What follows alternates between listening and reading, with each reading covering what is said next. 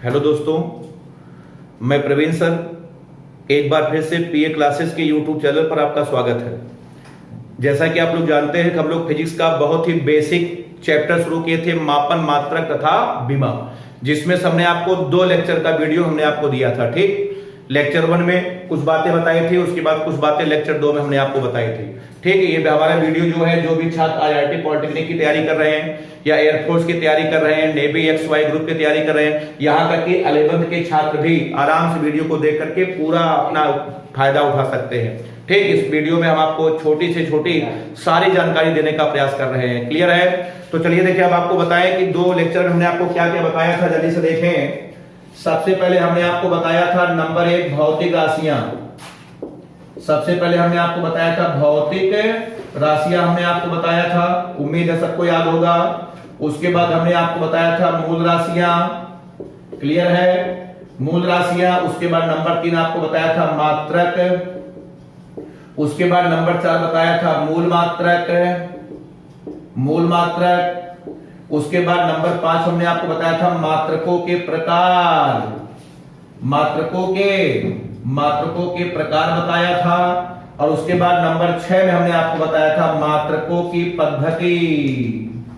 बस 2 लेक्चर में केवल आपको हम इतना ही बता पाएंगे, क्योंकि इतनी सारी बातें थी, इतने पॉइंट्स थे कि काफी बताने में समय लग गया। लेकिन हमने आपको एक एक करके मात्रकों की पद्धति में हमने आपको भयंकर भरपूर कंसेप्ट देने का प्रयास किया है। सब कुछ हमने आपको बताया है, इतना तक बता दिया है कि आपको किताब में ढूंढने से शायद बहुत मुश्किल से आपको मिले।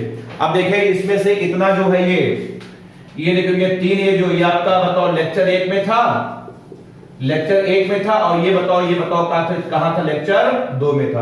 अब बताइए, मात्रकों की 4 पद्धति हमने बताई थी, MKS, CGS, FPS। उसके बाद SI मात्रक पद्धति हमने आपको बताई थी। यहां तक बताओ सबका क्लियर है? उम्मीद है कि जो लोगों का छूटा है, पहले का दोनों वीडियो देख करके तब आप इसको देखिएगा, इस वीडियो को, तभी आपको आज का लेक्चर आपको समझ में आएगा। तो चलिए अब इसी के आगे हम शुरू करते हैं।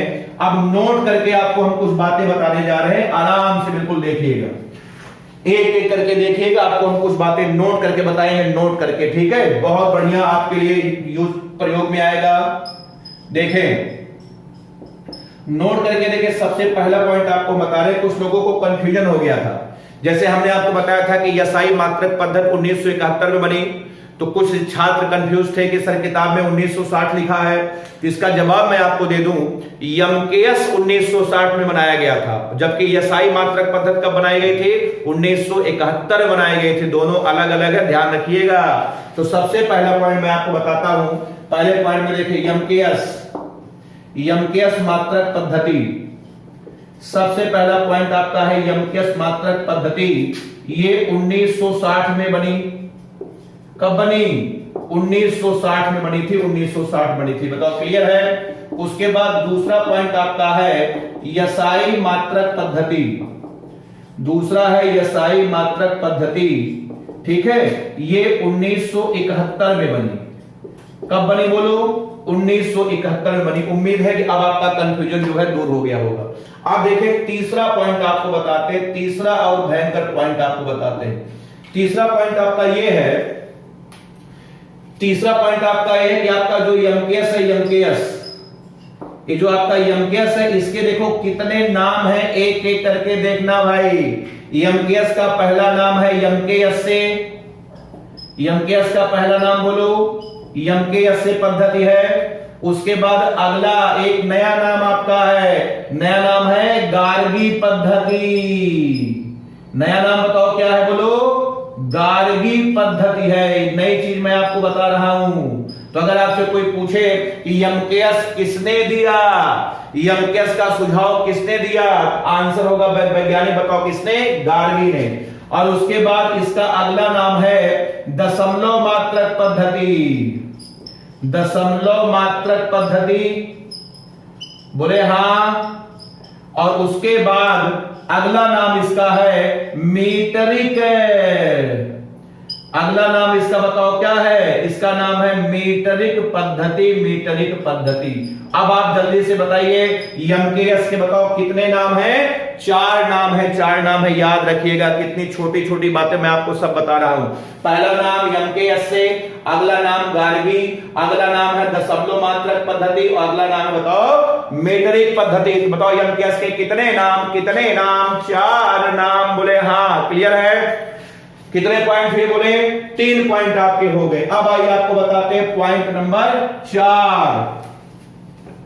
देखें, चौथा पॉइंट आपका ये है, पॉइंट नंबर देखिए 4 में एकदम छोटी छोटी बातें हम आपको सब बता डालेंगे। चौथे पॉइंट आपका है कि आपका जो सीजीएस है, सीजीएस, ये देखिए जो सीजीएस है, इसके देखो, इसका पहला नाम आपका था गॉसियन, ये तो आप जानते ही हैं, गॉसियन पद्धति। बोले हाँ।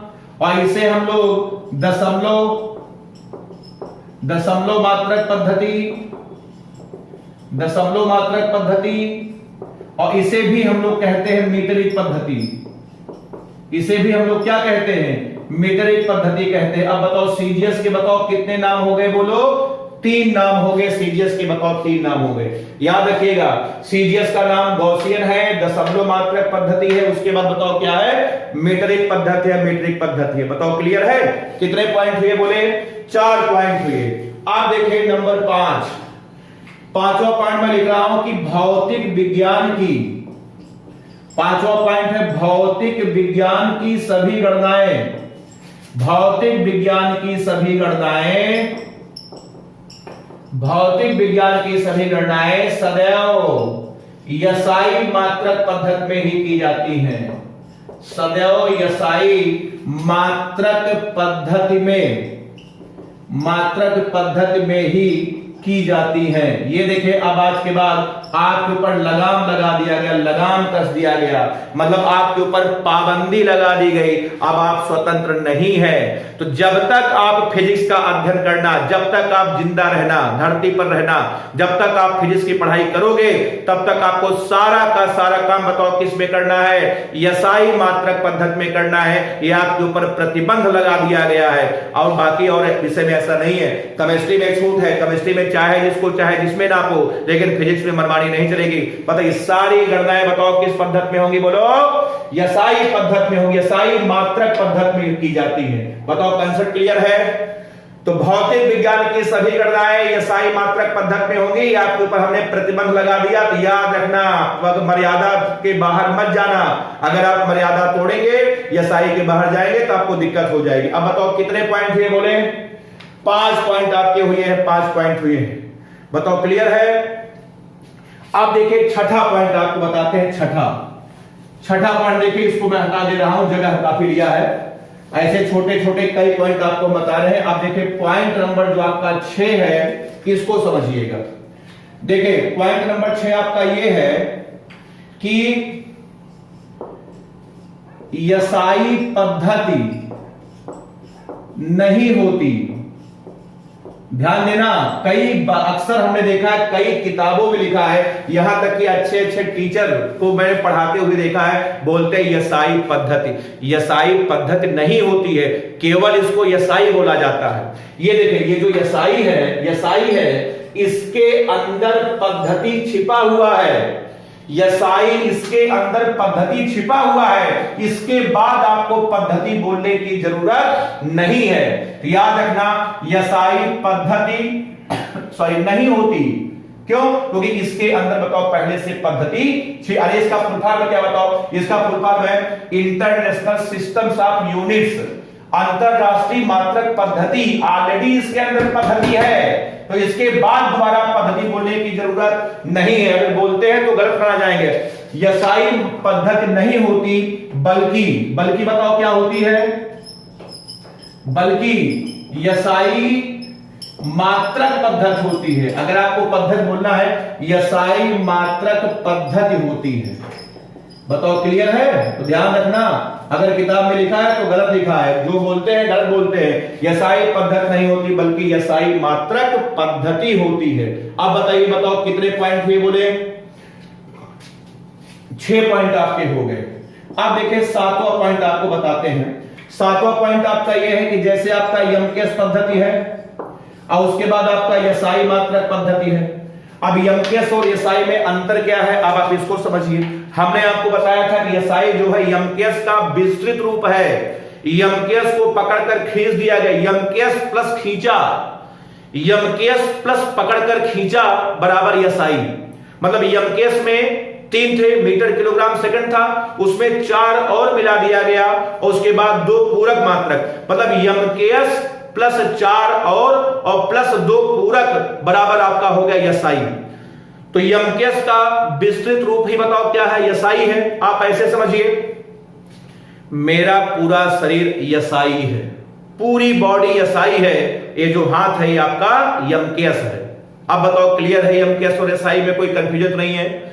मेरा पूरा शरीर एसआई है और मेरा पूरा हाथ, ये जो हाथ है बताओ ये क्या है, यमकेश है। क्लियर है। आप सुनिए, सारे के सारे यमकेश एसआई होंगे, सारे यमकेश एसआई होंगे, लेकिन सारे एसआई बताओ यमकेश नहीं होंगे। जैसे मान लिया मैं आपको दिखाता हूं, तो मैं यहां पे लिख रहा हूं कि सभी, मैं यहां पर एक सेंटेंस लिख रहा हूं कि एसआई यमकेश पद्धति का ही, यमकेश मात्रक पद्धति का ही विस्तृत रूप है। का ही बताइए कौन सा रूप है, बोलो, विस्तृत रूप है। क्लियर है सेंटेंस। कितने पॉइंट हुए बोले, 7 पॉइंट हुए। अब आप उसके बाद देखें पॉइंट नंबर 8, 8वां पॉइंट आपका ये है, अमेरिकाओं की सभी यमकेश एसआई होते हैं, सभी यमकेश एसआई होते हैं, लेकिन सभी एसआई यमकेश नहीं होंगे, सभी एसआई यमकेश नहीं होंगे। ठीक है, सेंटेंस बताओ सबको समझ में आ रहा है, कोई कंफ्यूजन तो नहीं है। सभी यमकेश एसआई होंगे लेकिन सभी एसआई यमकेश नहीं होंगे। मैं आपको एग्जांपल बताता हूं, जैसे देखिए बल है, एग्जांपल देखिए बहुत बढ़िया, इसका एक एग्जांपल मैं आपको बताता हूं। जैसे बल है, बल, ठीक है, तो देखिए बल का जो मात्रक होता है, मात्रक, ठीक है, बल का जो मात्रक होता है, पहला मात्रक होता है किलोग्राम मीटर बटे सेकंड का स्क्वायर। सबको याद है? अरे भैया बल बराबर होता है, यह बराबर होता है m इंटू ए, होता है कि नहीं होता है? तो द्रव्यमान का किलोग्राम हो गया और त्वरण का बताओ मीटर बटे सेकंड स्क्वायर, या इसी को हम लोग बोलते हैं न्यूटन, इसी को बोलते हैं न्यूटन। अब सुनो, अब मजा आएगा। ये जो आपका पहला वाला है, ये आपका यमकेश में है, ये आपका यमकेश या एसआई बोल सकते हो। और ये जो न्यूटन है, न्यूटन बताओ केवल क्या बोल सकते हो, न्यूटन एसआई है, एसआई है, एसआई। अब आप इसको यमकेश नहीं बोल सकते हो। तो हमने क्या कहा, ये आपका यमकेश हो गया, ये और यमकेश, सारे के सारे यमकेश बताओ एसआई होते हैं कि नहीं? तो इसको किलोग्राम मीटर बटे सेकंड स्क्वायर को यमकेश है एसआई बोल सकते हो, दोनों बोल सकते हो। लेकिन अगर पूछा जाए न्यूटन बताओ किस पद्धति में, बताओ क्या बोलोगे? एसआई मात्रक है, एसआई मात्रक है। अब बताओ कंफ्यूजन बताओ दूर हुआ कि नहीं दूर हुआ? अब बताओ कितने पॉइंट हुए बोले? 8 पॉइंट आपके हो गए हैं। अब आप जल्दी से इसको नोट कर ले, बस एक पॉइंट आपको और बताएंगे। सब बहुत छोटी छोटी बातें हैं, बड़ा कंफ्यूजन है लोगों को, किताब में नहीं दिया है, इसलिए एक एक करके आपको बता रहे हैं ताकि आपका पूरा बेस क्लियर हो जाए। अब बताओ कितने पॉइंट हुए? 8 पॉइंट आपके हुए हैं। अब आप आइए इसके बाद देखिए पॉइंट नंबर 9 की बात करते हैं। चलिए देखिए पॉइंट नंबर 9 की बात करते हैं, 9 की बात करते हैं। ये देखिए पॉइंट नंबर 9 की बात मैं करने जा रहा हूं। तो देखिए हमने आपको बताया था कि जो आपकी एफपीएस पद्धति थी, एफपीएस, ठीक है, इसमें जो पाउंड था, पाउंड, ठीक है, पाउंड ये बल का मात्रक था, बल का। पाउंड बताओ किसका मात्रक था, बोलो? बल का मात्रक था। ये बात हमने आपको लेक्चर 1 में बताई, सॉरी लेक्चर 2 में हमने आपको बताया था कि जो एफपीएस पद्धति है ना, इसमें द्रव्यमान के स्थान पर बल को मूल राशि माना गया है। तो पाउंड बताओ किसका मात्रक है? बल का मात्रक है। अब मैं आपको बताता हूं कि एफपीएस पद्धति में द्रव्यमान का मात्रक क्या होता है, यही मैं आपको बताने जा रहा हूं। तो देखें, अब मैं यहां लिख रहा हूं एफपीएस पद्धति में, एफपीएस पद्धति में, ठीक है, द्रव्यमान का मात्रक, एफपीएस पद्धति में बताओ किसका मात्रक? द्रव्यमान का मात्रक स्लग, द्रव्यमान का मात्रक बताओ क्या? Slug, slug, S L U G slug होता है। इसको भैया मेरे याद रखना। पाउंड नहीं होता, पाउंड बल का मात्रक है, लेकिन हम लोग उसको द्रव्यमान के मात्रक के तरीके से व्यवहार करते हैं। तो यह पीएस पद्धति में बताओ द्रव्यमान का मात्रक क्या होता है मेरे भाई? स्लग होता है, स्लग होता है। बोले हाँ। और फार्मूला आपको बता दें, एक स्लग बराबर होता है 14.59 किलोग्राम। बताइए भाई, एक स्लग में कितने किलोग्राम? 14.59 किलोग्राम होता है। 14.59 किलोग्राम होता है। तो अब आप बताइए कितने पॉइंट हो गए? बोलो। 9 छोटे छोटे पॉइंट हमने आपको बताएं ताकि आपको कोई कंफ्यूजन ना हो। उम्मीद है अब आपको मात्रक की पद्धति में कभी कोई कंफ्यूजन नहीं होगा। क्या है यम के एस, क्या है एसआई, क्लियर है सबको? सारे यम के एस एसआई होते हैं, लेकिन सारे एसआई यम के एस नहीं होते। मेरा पूरा शरीर एसआई है और ये हाथ बताओ क्या है? यम के एस है।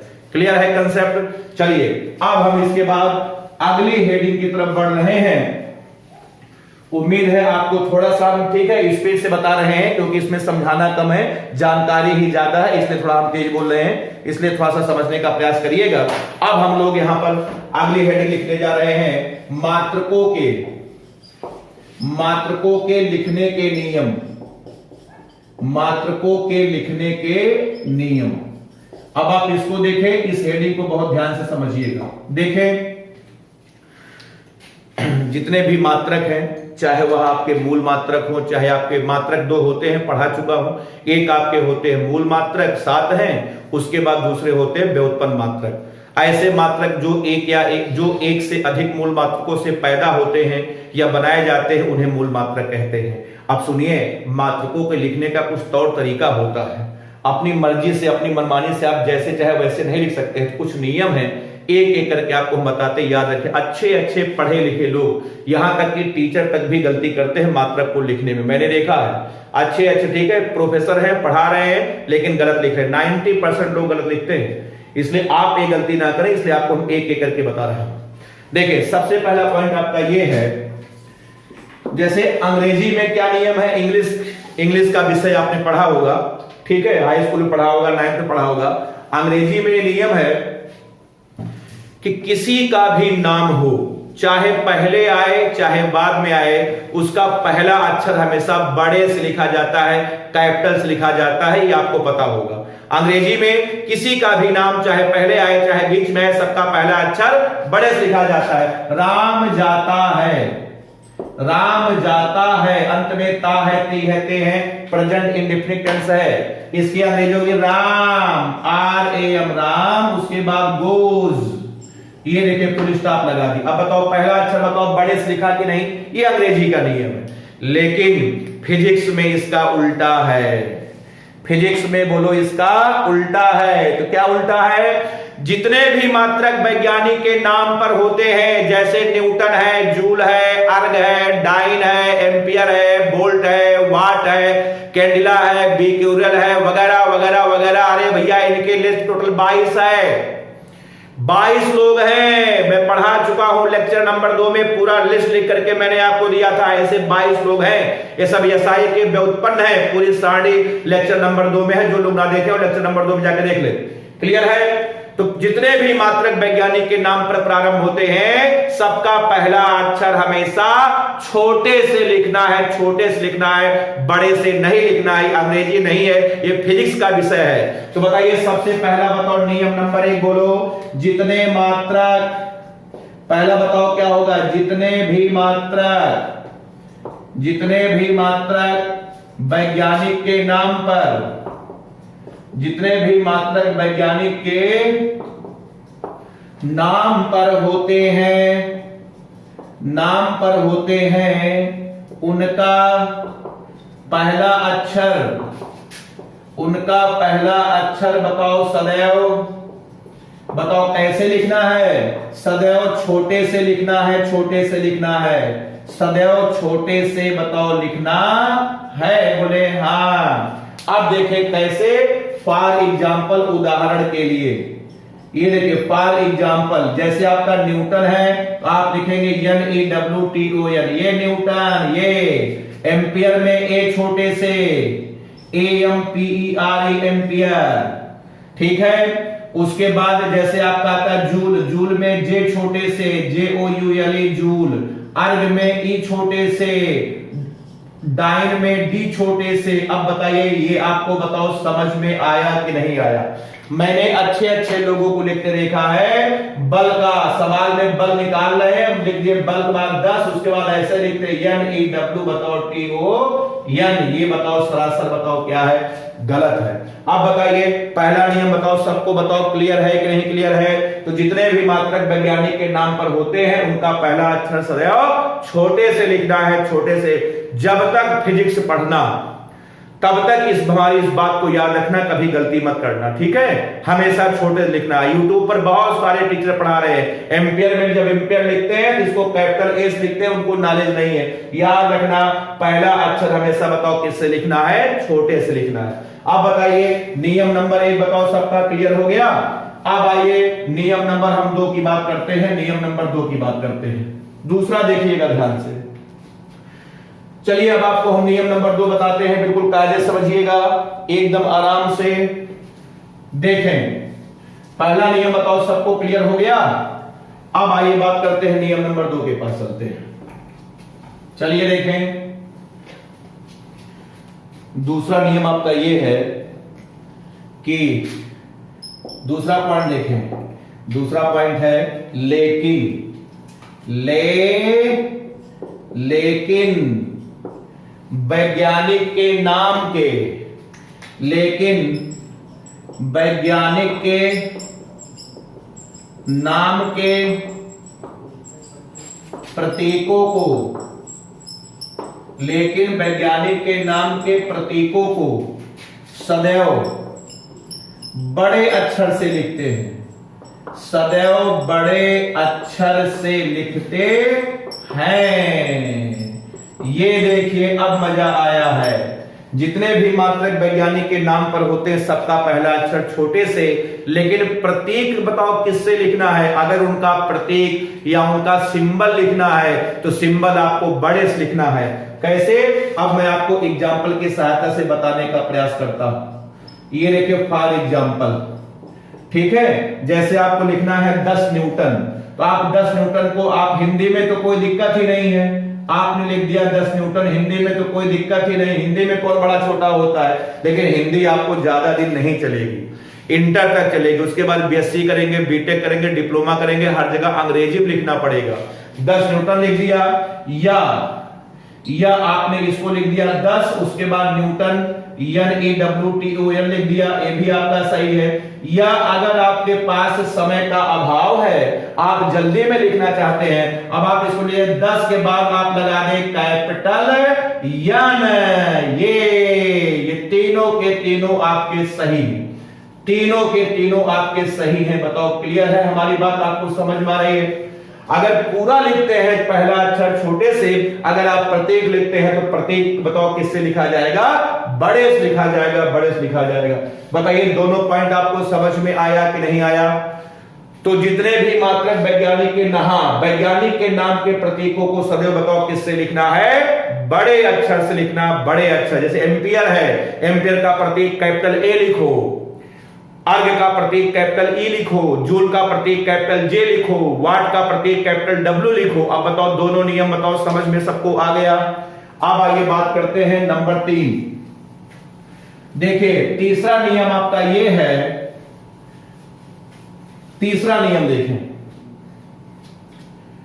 तीसरा नियम आपका ये है कि जैसे अंग्रेजी में होता है एक वचन और बहुवचन, इंग्लिश में 2 वचन होते, एक वचन बहुवचन होते, संस्कृत में 3 वचन होता, एक वचन, द्विवचन, बहुवचन। अंग्रेजी की बात मैं कर रहा हूं, एक वचन सिंगुलर, बहुवचन प्लूरल। अब देखिए जैसे अंग्रेजी में कहा जाए एक चिड़िया, अंग्रेजी की बात करें अगर कहा जाए एक चिड़िया, इसकी अंग्रेजी होगी आ बर्ड, ठीक। अब हम कह रहे हैं 3 चिड़िया, अब देखिए ये बहुवचन आया कि नहीं आया? तो जब बहुवचन आ जाएगा अब आपका आ जाएगा 3 बर्ड्स, BIRDS, बर्ड्स, ये सब तरीका आपको पता होगा। अंग्रेजी में जैसे ही बहुवचन होता है अंत में यस या ईएस लगा देते हैं। बताओ लगाते हैं कि नहीं? बोले हाँ। अब सुनिए, लेकिन फिजिक्स में मात्रकों के साथ ऐसा नहीं चलेगा, अर्थात मात्रकों को कभी भी बहुवचन में नहीं लिखा जाता।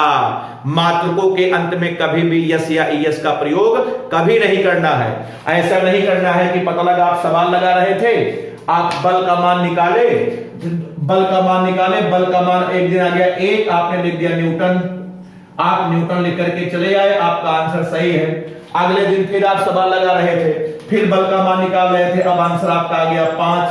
अब आप सोचे कि भैया 1 से ज्यादा है, बहुवचन है, मार दिए न्यूटन। बताओ खड़े खड़े आत्महत्या करे, न्यूटन बर्बाद हो गए, किसी मुंह दिखाने काबिल नहीं बचे। ये आपका सरासर गलत है। आंसर आपका चाहे एक हो चाहे अनेक हो, अब मात्रकों के अंत, मात्रकों को कभी बहुवचन में नहीं लिखा जाता, अर्थात मात्रकों के अंत में कभी भी यस या ईएस का प्रयोग नहीं करते हैं। दूरी आपने लिखा 1 मीटर, उसके बाद अगले दिन आपको लिखा था 15, मार दिए 15 मीटर बर्बाद हो गया। ये आपका सरासर गलत है। अब बताओ ये पॉइंट आपको बताओ समझ में आया कि नहीं आया? अब आइए हम यहां पर क्या लिख करके दिखाएं, जल्दी बोलिए। अब हम यहां पर लिख करके आपको दिखाएंगे कि मात्रकों को कभी भी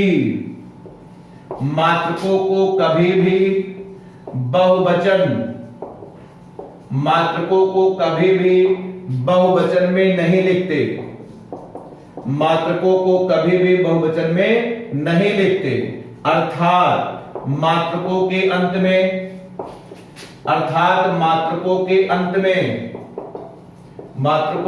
अंत में यस या ईएस का प्रयोग नहीं करते।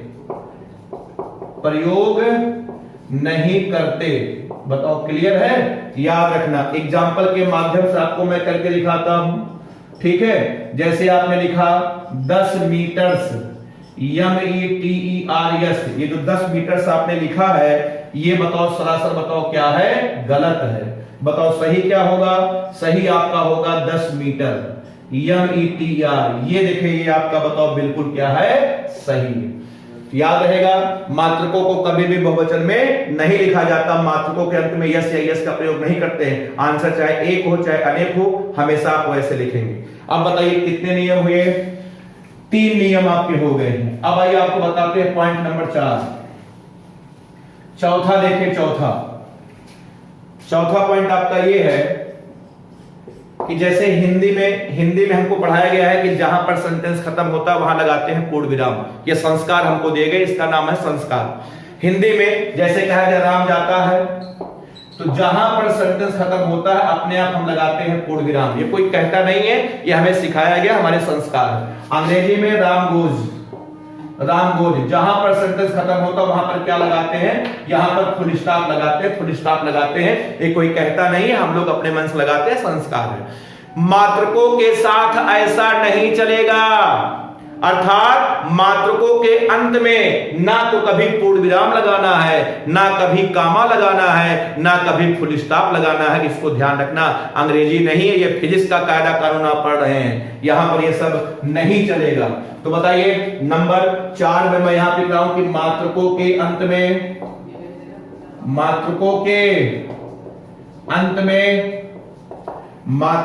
अंत में कामा, फुल स्टॉप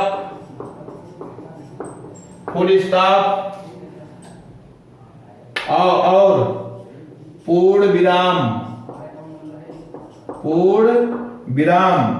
आदि का प्रयोग नहीं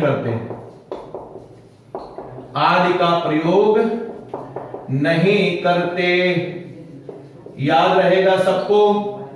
एग्जाम्पल के माध्यम से आपको हम बताते। एग्जाम्पल जैसे आपने लिखा 10 न्यूटन, NEWT, हाँ हिंदी में आपने लिखा 10 न्यूटन, ठीक है। अब आप सोचे कि भैया सेंटेंस खत्म, मार दिए पूर्ण विराम, तो ये आपका बताओ सरासर गलत है।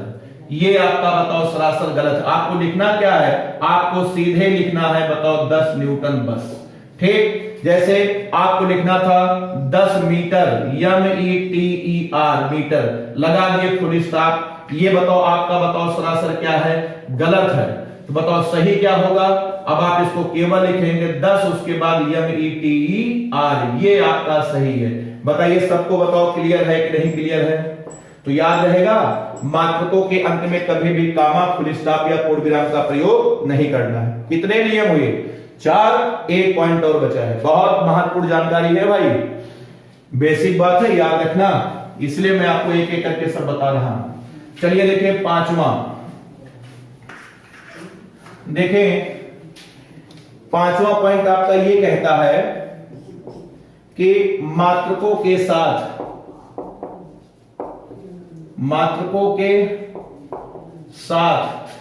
एक से अधिक उपसर्ग का प्रयोग नहीं करते। उपसर्ग का प्रयोग नहीं करते, क्या है मैं समझा रहा हूं। एक से अधिक उपसर्ग का प्रयोग नहीं करते, इसका मतलब क्या है सुनिए। उपसर्ग समझते हैं? उपसर्ग जो पहले लगता हो उसको उपसर्ग बोलते हैं। तो मात्रक के पहले उपसर्ग लगाते हम लोग, अभी आपको आगे हम पढ़ाएंगे, अभी तो नियम आप समझ ले, मात्रक लिखने का तरीका बता रहे हैं। तो कभी भी एक से ज्यादा उपसर्ग का प्रयोग नहीं करते हैं। जैसे आपने लिखा, जैसे एग्जांपल आपको दिखाएं, जैसे आपने एग्जांपल लिखा कि एक माइक्रोमीटर। अब बताओ यहां पर देखिए 2 उपसर्ग आपने लगाया है, ये तरीका आपका गलत है, समझ गए। बल्कि आप इसको एक लिखो, इसको ऐसे लिखो, माइक्रो मतलब 10 की पावर माइनस 6 हो गया, ये भी 10 की पावर माइनस 6 हो गया, तो 10 की पावर माइनस 6, 10 की पावर माइनस 6, 10 की पावर माइनस 12। अब आप लिखो 1 पिकोमीटर, लिखो पिकोमीटर, ये आपका सही है। बताओ क्लियर है। तो जहां तक कोशिश करना कि मात्रकों के साथ में एक से अधिक उपसर्ग का प्रयोग नहीं करना है, एक ही उपसर्ग लगना चाहिए। बताओ क्लियर है। अब बताइए कितने पॉइंट हुए आपके? 5 पॉइंट आपके हो गए। ये था मात्रक के बताओ लिखने का नियम था। याद रखना, जब तक फिजिक्स पढ़ना तब तक बताओ इस नियम को हमेशा आप याद रखना, गलती मत करना। चलिए, तो मात्रकों के लिखने के नियम आपके सबके क्लियर हो गए। अब आइए हम लोग अगले हेडिंग की तरफ बढ़ते हैं। अगली हेडिंग है मात्रकों के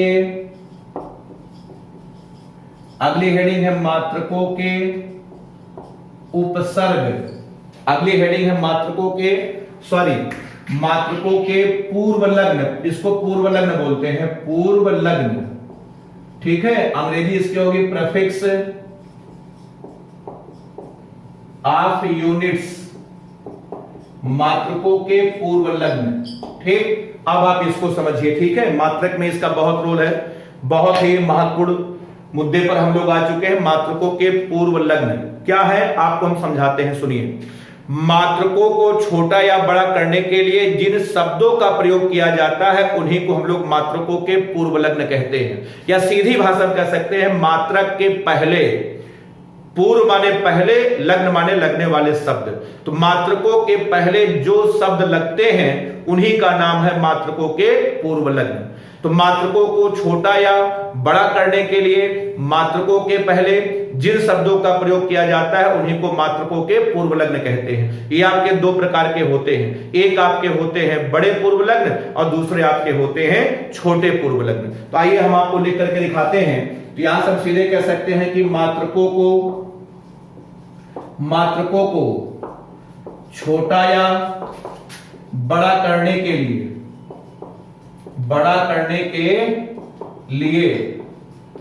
मात्रकों के पहले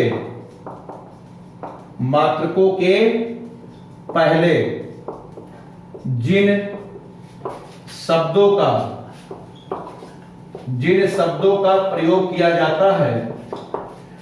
शब्दों का प्रयोग किया जाता है उन्हें ही मात्रकों के पूर्व लग्न कहते हैं। उन्हें ही मात्रकों के पूर्व लग्न कहते हैं। बताइए, परिभाषा बताओ, सबके क्लियर है। अब यहां से हम कह सकते हैं कि ये जो पूर्व लग्न आपके हैं, पूर्व लग्न 2 प्रकार के होते हैं। पूर्व लग्न 2 प्रकार के होते हैं। कौन कौन है मैं आपको बताता हूं, सुनिए। एक आपका होता है सबसे पहले बड़े पूर्व लग्न, एक आपका होता है बड़े पूर्व लग्न और दूसरा आपका होता है छोटे पूर्व लग्न। दोनों हम आपको बताएंगे। एक आपका होता है बड़े पूर्व लग्न और दूसरा बोले दूसरा आपका होता है छोटे पूर्व लग्न। अब बताओ पूर्व लग्न में कोई दिक्कत नहीं है, तो ऐसे शब्द जो मात्रक को छोटा या बड़ा करते हैं उन्हीं का नाम है पूर्व लग्न। कितने प्रकार के होते हैं? दो, एक आपके बड़े पूर्व लग्न, दूसरे आपके छोटे पूर्व लग्न। अब आइए एक एक करके आपको हम बताते हैं।